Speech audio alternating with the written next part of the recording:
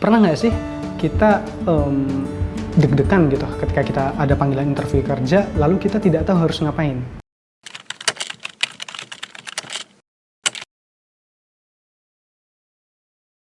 Siapa di sini yang pernah interview kerja? Wah, ada banyak ya. Oke, atau ada yang belum pernah interview kerja, sedang menunggu panggilan. Oh, ada tuh ya. Nah, pernah nggak sih kita deg-degan gitu ketika kita ada panggilan interview kerja, lalu kita tidak tahu harus ngapain?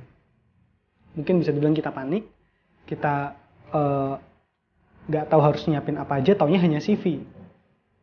Hanya CV, taunya hanya harus pakai pakaian kemeja, celana bahan. Nah itu dari persiapan.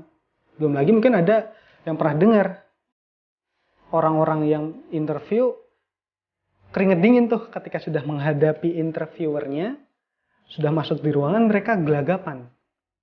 Perkenalan aja nggak bisa. Baru cuma bisa nyebut nama, tempat tanggal lahir, alamat doang. Atau mungkin ada lagi yang level lebih dari itu. Dia sudah interview dengan baik,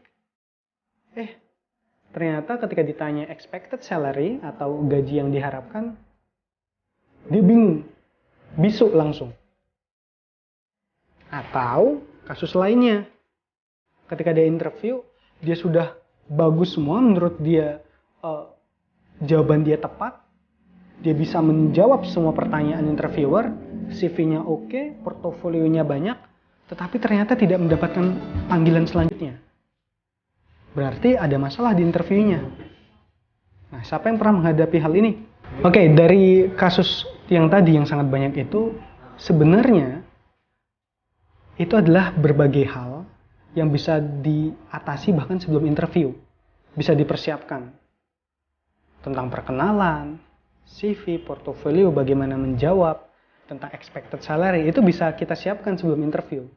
Masalahnya, banyak mungkin dari teman-teman, dari kita, yang memang tidak tahu apa yang perlu disiapkan ketika interview. Karena ini kan tips untuk interview kerja pertama. Atau mungkin kita memang belum punya teman tuh, yang pernah interview berkali-kali sehingga kita bisa belajar dari dia. Di kuliah ini kita akan membahas 5 tips dalam menghadapi interview kerja pertama.